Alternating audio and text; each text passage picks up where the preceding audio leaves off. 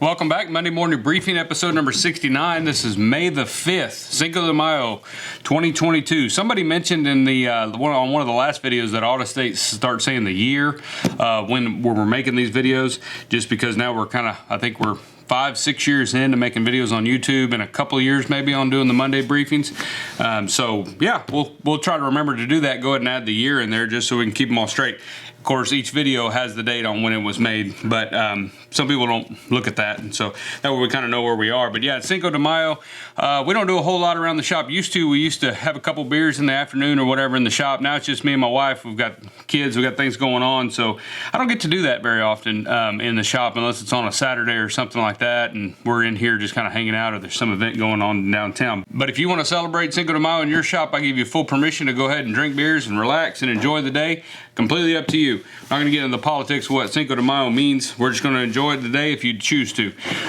One thing we've been working on, I made a friend of mine, a good customer of ours, a set of saddlebags. He really wanted these just as kind of medicine bags. They run a bunch of cattle and stuff, and then he also has a bunch of yearlings come through his place every year and doctors them and has a lot going on with that. So he just wanted a regular set of saddlebags. So that's what I came up with, kind of modified it a little bit off of a pattern set that I've had for a long time, and I just kind of made it a little more round on the bottom. We might do a set of saddlebags in a video at some point, but there's tons of different styles, different patterns, things like that. I don't really get a big call for saddlebags anymore, but every once in a while I'll get a saddle order where somebody will want a set of saddlebags, and so we go ahead and do that. And it makes it really nice because you have the saddle there, you've made the saddle, you can make the bags to mount any way you want to. If you're building a set of bags for a saddle, you don't know what saddle he's going to put it on, that kind of thing. They can get a little tricky just as far as you don't know if they have strings, you don't know where exactly their concho placement is, things like that. And so that may be something interesting to kind of go through on a video. Everybody's got their own way of attaching saddlebags to your saddle and how to kind of secure them down so that they don't flop or move around. But I'm not a real expert on them. I've probably only made 20 or 30 pair in my whole career, so it's not something that I'm an expert on saddlebags. Something else that I've made, I had a belly that I was cutting stirrup leathers out of, a side of Herman Oak, the heavy 1315. And I was cutting stirrup leathers out of it, and I kind of got down past the point of where I wanted to cut any stirrup leathers, but the leather was still really, really good. It was awfully thick, but it was really firm and clean. And so I went ahead and just cut out how many ever this is, I guess 5, 6, well, 6, because I cut one extra for a local customer. But I went ahead and cut out a few belts out of that, and then I pulled them through our splitter, and it actually kind of compressed it even more. It was already real firm, but it compressed it a little bit more and just leveled them off to about a 12 ounce. And so we're just going to make these. I just did a heavy oil on them with just olive oil, and then we'll put some tan coat on there and call it good. And I'll edge and slick these and point them and put snaps in them, and they'll just be some plain, just solid leather belts. These things usually sell really good. I know a lot of guys that will buy English bridle from, say, Wickett and Craig or somebody like that. A nice firm English bridle leather makes a really, really nice, just single ply, everyday kind of contemporary, not real Western type of just a good quality leather belt. So if you're looking for an item that you can kind of turn over really fast, or you're going to a trade show or going to any kind of event or something, going to set up a little booth, those kind of belts work out really good. You can either buy a side or you can buy strips. Some companies will sell just belt strips out of that English bridle. Works really nice. But you can also just use your skirting leather. In my opinion, 910 is just too light for a single ply belt, but certainly can work for like a lady's belt or even a guy's belt for like wearing with slacks or something like that. 910 is probably plenty. But for an everyday kind of wearing with jeans, whether you're working in an office or maybe working in sales or something like that, you just want a clean, simple brown or black belt. I feel like anywhere from that 10 to 12 ounce is about the best weight for just a nice single ply quality leather strip belt like that. But you can certainly use just veg tan skirting leather or tooling leather and then just oil them up or dye them, whatever you want to do, and then slick the edges, and it makes a really nice product. They will stretch a little bit more, but if you get a good quality firm piece, it shouldn't stretch too much over time, and it makes a really nice belt. That's the deal with belts. When you line them, you're actually laminating things together. When you glue those two together, it's just like the difference between the strength of a 2x4 versus plywood and laminated beams or anything like that. When you put multiple pieces together, you can make it a lot stronger than it would be as a thicker, heavier single ply piece. And so that's why I line most of my belts. 99% of the belts that we make, we line them. But I will make one single ply. It's just the customer has to understand they are going to stretch a little bit more. You can pre-stretch those. I know some guys that'll, cut them wider than they need, soak them up, case them up, and then stretch them on a bench. And you can certainly do that and get some of this initial stretch out of them so they don't stretch as much. But over time, they're going to stretch. A belt takes a lot of abuse. You wear it every day, depending on the shape of the person. Sometimes you'll get that V in the back. That's just the person's body shape as far as where the belt is lying on their body and the way they're constructed. That belt every belt that person wears is going to do that. So it's just something to keep in mind. But other things, we've been working on our saddles. We didn't have an episode last week. We've just been kind of camped out on these saddles. I'm trying to get these 2 finished up. We've got 2 more we've got to pull up. We've got lots of saddles we're trying to catch up on this year. So the schedule has been kind of nuts here in the shop, and trying to get interviews scheduled up for the podcast and get all those interviews done so that we stay on schedule. We will have one come out this week. It may be a little bit late, but we will have one come out, and as soon as it's finished, it'll hit the feed there. So if you're not following Lost Trade Podcast, just be sure to check it out on Apple or Spotify, or go to our website, and there's a tab on our homepage that says podcast. The last episode that was out was with Bruce Cheney out of Gainesville, Texas. That was a really good interview. Most of y'all, if y'all are on YouTube, you've probably run across some of Bruce's videos. He's been on YouTube a long time. He offers a lot of information. He's a long-time saddle maker, bit maker, spur maker. He's really interesting. So that was a really good interview, and we were honored that he came on the podcast and told a few of his stories and stuff. We'll probably have him back on. He's an interesting guy, and we didn't even tap most of the history and stories of his shop and people that he knows and things that he's done in his life. So, but it's a good interview. Go check that out. But that's what I've been doing, is like trying to keep everything scheduled up, keep everything moving, as well as kind of focusing on these saddles. This week I'm kind of trying to get some belts out of here. It is Thursday, so it's just the week's almost over. We're going to be out of the shop tomorrow. The shop will be closed all day tomorrow. But if you need something, you can certainly email. I'll be on my email and stuff like that, checking that. So if you have any trouble, let us know. And the order should go out without any issue. And then we'll be back in the shop on Monday, but we will be out tomorrow. Things are moving forward. Things are going good. We've had a cow show first of the season, and that went really well. The new heifer showing really nice, and we're hoping to take my little girl's first show heifer that's now a cow. She's already had she's the one that had her calf, and so we're going to try to show those two together. Let her show her at least 1 or 2 times this season with the calf at her side, just because we want to try to make that happen. So we've got a show coming towards the end of May, and hopefully we can have that little calf at least somewhat manageable to where we can put a halter. We can get a halter on him now. He's pretty okay, but he's never been out of the stall really, so we want to be sure and have control of him when we do that. But baseball season's going good. We have 2 really good teams here in Moulton, softball team and then a coach pitch team, and I'm really proud of these kids. They're really doing good. The coaches are doing great, and it's really nice to see them playing bigger city, one of our neighbor cities, and really playing as well as they are. It's a lot of fun, but it does make for busy schedules during the week. You end up working, I work until about 5:30 or so, and then we either got a game to go to or practice to go to almost every night, just because we got 2 kids, so we got softball and coach pitch. So, but it's a lot of fun. We did get our leather in yesterday. We were supposed to get it last week, I think, but shipping things right now, everything's kind of running slow. I think you've probably felt that too in your shop, as far as a lot of companies are kind of maybe be out of a bunch of stuff, or it's kind of getting harder to find some things. I don't think that's a long-term situation, so nobody freak out. I think some people, I've called a few people just asking, are they having trouble getting this or that? I've heard some folks talking about that, or call me and ask if I'm having trouble getting certain things. We are seeing a little bit of that last year whenever other industries were feeling that kind of strain, as far as not being able to get construction guys, not being able to get windows, not being able to get certain boards and stuff that they needed, things like that. I think some of that has slowed down maybe a little bit on that end, but we're starting to feel it on our end. So when you call to get certain hardware or different things like that, you may see a little longer lead times, and they may have less quantities available and things like that, and we're seeing that deal just across the board. Even with just shipping something, when we ship something, we talked about that in another episode.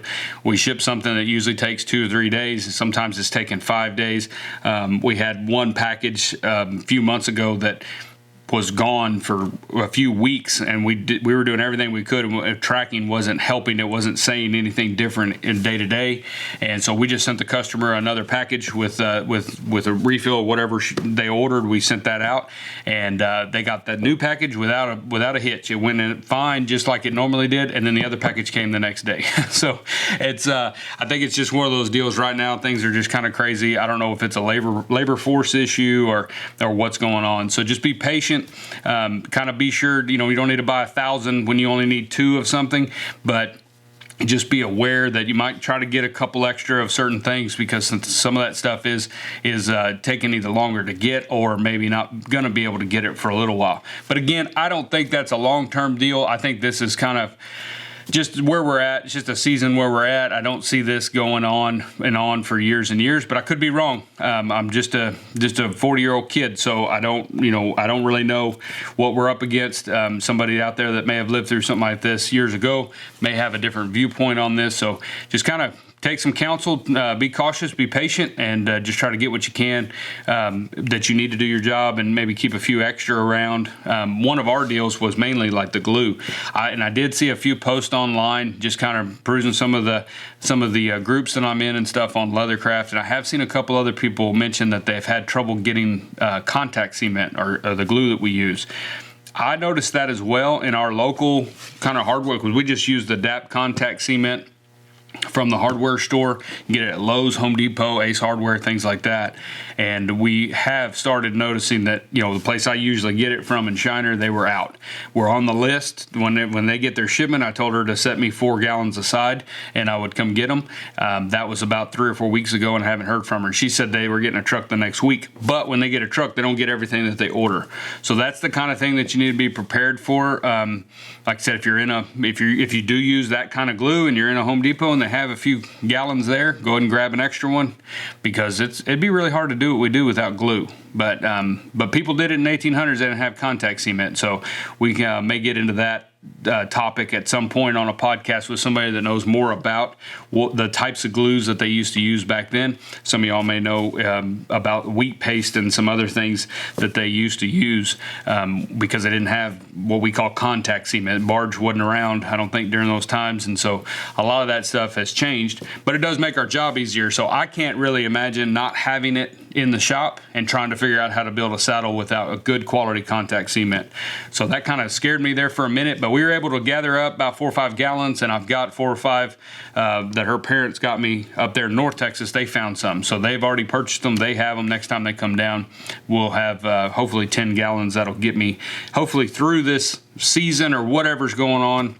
It's just, like I said, just trying to build a little preparedness in you. If you got a little shop and you're ordering stuff, just be sure, maybe if you can, maybe order a couple more of this or that. I don't think we need to get in a situation where we're hoarding and buying up everything that we find in fear of not ever being able to get it again. I think it's just it's a little spot where we're at. We're going to have to deal with it. How long it's going to be, who knows? But the shop's going good. Like I said, we got our leather in, and so we're going to start cutting. Like I said, I got to be out of the shop tomorrow, but I'm going to try to cut some stuff today, mainly the gun slings, the rifle gun slings, the thumb hole and the shaped. Those things sell really, really good. We are going to refill the belt, premium belts. I think we still have some on the website. Those seem to have kind of slowed up just a little bit, which is, you always want to sell out of everything you cut, right, or everything you make. But to some extent, that's kind of good, because I don't feel like I'm always sold out on those. But as far as the blemish grade, I'll cut what I can. Whatever we're cutting on the belts, I'm going to cut a refill of the premium pack, so we have plenty of those. Carries through the weekend and next week, and then whatever blemishes come out of that, we will put those on the website. So keep an eye on the website for the blemish grade if you have been looking for those. There will be an increase on the blemish grade. I think we're going to go to like $32 on those. That's just going to cover the increase in the leather cost, because leather is increasing, everything's increasing. So we want to be sure and cover that. So I'm going to go $32 on the blemish grade belt packs. The premiums will stay the same for right now. I'm going to make sure that they're good. I think they're fine. It's just the blemish ones, I think I was initially a little low on those. And now with the increase, I'm paying the same for it whether it's got blemish on it or not. So we've got to be sure and cover our cost on that. So, but then I'm going to cut a bunch of, or as many as I can today. I've got a lot of stuff going on today as well, but I'm going to try to get at least some of the rifle slings on there, so if you've been looking for some of those. Interestingly, I cut some rifle slings just to try it to see how it worked. I had it wasn't really a belly. I guess it was a belly, but I'd already kind of cut a bunch of the belly off to line some flank cinches. But I had cut out of a piece of harness. It was a thick, extra heavy harness hide, Herman Oak harness leather, and I just clicked out I think I clicked out like 4 or 5 rifle slings out of that harness leather, and then I thinned it down in the splitter to about a 10 ounce, maybe 9 ounce, and they made a really, really nice gunsling just for a really utilitarian, easy, maintenance-free harness leather gunsling. And so at some point we might try. I got them on the. I'm going to put them on the website. I've already got them on the retail floor. We just made them for us to sell, but I may at some point try to offer a few of the single-ply gunslings. They'll be a little bit heavier than normal. You wouldn't have to line them. You could tool them, edge them, slick them, throw some Chicago screws in them, and call them good. May do that today. I don't know. I'm going to cut them up, and then because I've been pulling them down to about 5-6 ounce, somewhere around there, maybe 7 ounce. They vary just a little bit. And then you can put a liner on there, whether you want a suede liner, a smooth liner, some type of chap leather, whatever you want to do. If you want to add padding, whatever you want to do, you can do that. But I may offer some that are single ply, just a few of them, just see who might be interested in that. I find that for me, a gunsling, the thinner it is, the better it is. It's more comfortable. It functions better. It sits down in the case better when you put the gun up in a hard case, even a soft case. It just seems to work a little bit better. But some people like them, super heavy and stout and that kind of deal. This way you can kind of do it however you want. If you want to buy one of the single ply ones that are heavier and then steel line it, that's up to you. I think that's a little too heavy, but we'll cut some more of those out. I've also got some chap leather and stuff. The wristlet purses are selling really well. We put a bunch of those on there, I guess, last month, and I'm going to check the inventory on those and try to cut some more of that out. We've got the clicker dies about to be sent off, or the patterns about to be sent off for our next 2 project videos. One being the kidney bean purse. We're wrapping that video up. I know we're late on it. I apologize. A lot going on, but we're going to send off the patterns to get dies made for that. And then we're getting the pattern pack finalized for that. But we're also going ahead. That's one reason I'm slow, doing too much at one time, I guess. But I want to get the guitar strap done before I start shooting the video. So I've got the patterns ready for the dies for the guitar strap that we've designed, and I also have the pattern pack ready to draw all the patterns on. And the actual pack is completed. Now we just got to draw the artwork in there. So those are going to be the next 2 project videos. I think those are going to be really good. The guitar strap, we've gotten a lot of emails since the last video when I mentioned it. They're really excited about that. So we're going to try to get this kidney bead purse out of the way and then get the guitar strap going. Like I said, it's going to be a lot like the gunsling. There's not a lot of construction differences in there between a gunsling, guitar strap, and a belt. It's flat work, so it goes pretty quick, but it'll be a nice pattern pack with some good floral patterns in there. And I'm also working on creating some more accessory packs. If you've bought the wristlet purse or the bifold wallet or maybe a pancake sheath, something like that, we're going to begin to start developing some new just floral packs for those, and that way, or just new packs like a number 2, number 3 pack, that has basically all the cut patterns as well. So if somebody wants to buy either one of them, they still have what they need to build the project, even if they don't have the previous one. But it'll have some new patterns, just some new fresh patterns. That way we can kind of keep that to where you have options where you can, do some newer patterns. You're not having to do just the same patterns that came with the original pack. So I'm gonna be working on some of those as well. But yeah, it's going well. It just seems like I'm behind because it's already May. You look up and it's like the whole first quarter of the year is gone. So that's now we're kind of almost halfway through the second quarter now. So it's just the year's already moving really fast. I told Claudia yesterday, I said we ought to go ahead and put the Christmas tree up. I'm get ready for Christmas because it won't be long. But we've got a full summer ahead of us. Kids are about to be out of school. Everybody's schedule is going to be busy. Everybody's going to be traveling. We've got a bunch of people on the schedule for the podcast, so we can go ahead and try to get as many of those in the pipeline before summer hits, because then everybody's going to be, kind of out of pocket and hard to get nailed down, just because things go on during the summer. But everybody's busy. Even if you don't have kids, that's the time to take off from work and go on a vacation or do whatever. Go fishing. That's what I'm hoping to get to do some this summer, maybe. just a lot of stuff kind of happening. So we're trying to get everything rolling on that, but it's all good stuff. The Academy is doing good. There's a lot of people that have signed up. Thank you very much for all of you that are in the Academy, the new drawing or the new tooling course. And we've got a lot of people too that have signed up for the drawing course that are new this year. And that one's been out for quite a while. So we're really enjoying that. The critiquing sessions are going well. You know, sometimes it takes me a couple of days to get in there and kind of respond, but that thing works out really good. The critiquing session or the little coaching session is a 30-day access to that once you're inside the course. And it's people are really enjoying that. I'm enjoying it because I actually get to see your progress.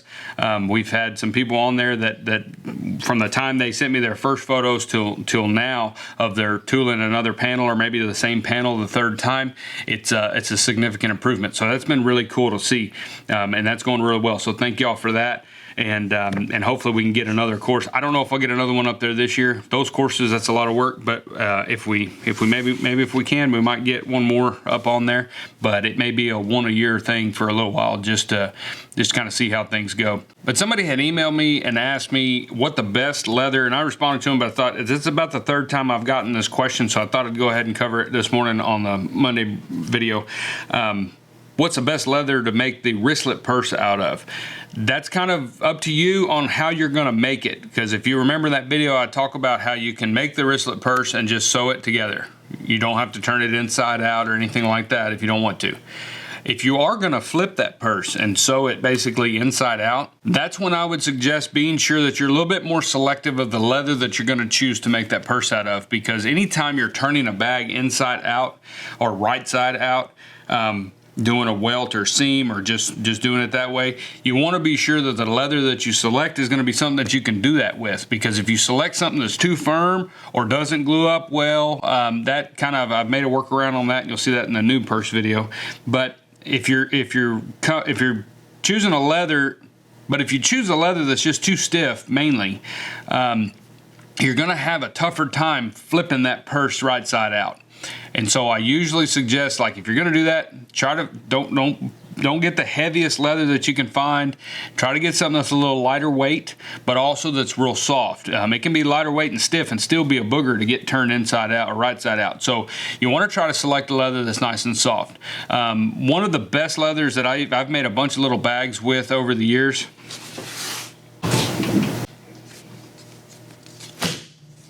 Got him. Oh, I got a new Odin leather goods fly swatter.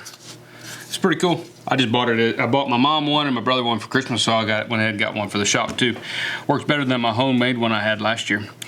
But anyway, when you're doing the purse, like I said, the best leather that I found is what they used to call, or maybe still do, is a glove tan leather. It almost feels like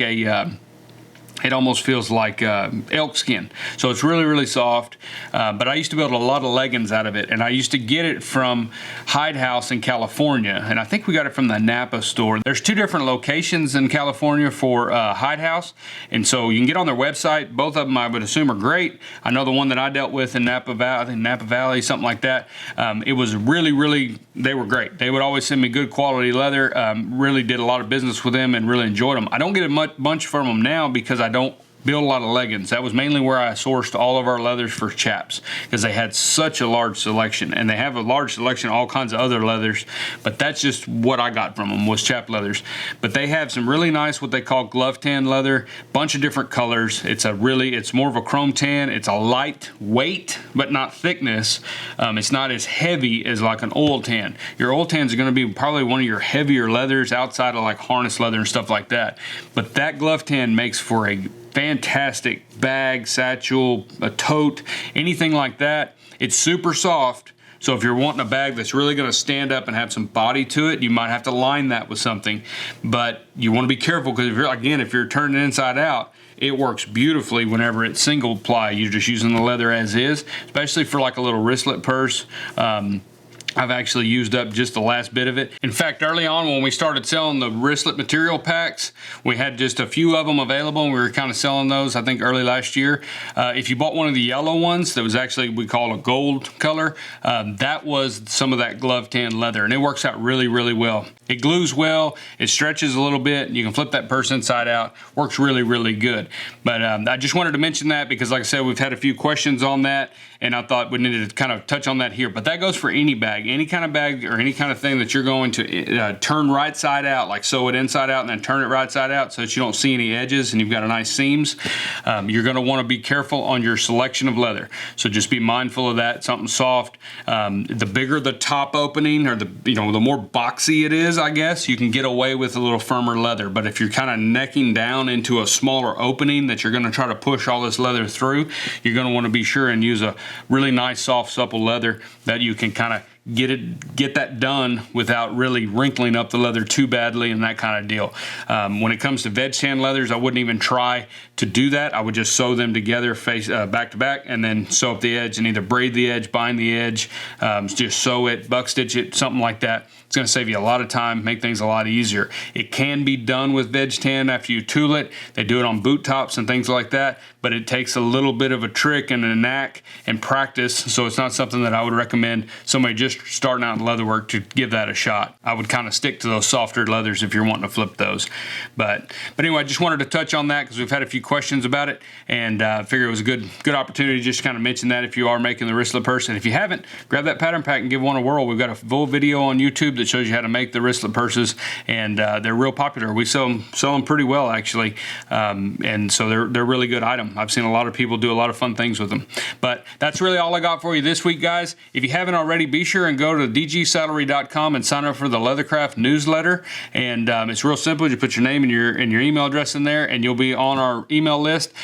We don't send something out every month, so if you haven't gotten anything in a while, probably since the launch of the Academy, then we haven't sent one out since then. But we try not to bombard you with a bunch of emails every week or anything like that. We try to send one out when there's something to say, when there's some information that I want to get to you, or maybe when we want to send you some discounts and stuff. So you want to be sure and sign up for that to be a part of the DG Leathercraft newsletter. But I appreciate you guys, and we'll see y'all next week in the Monday morning briefing.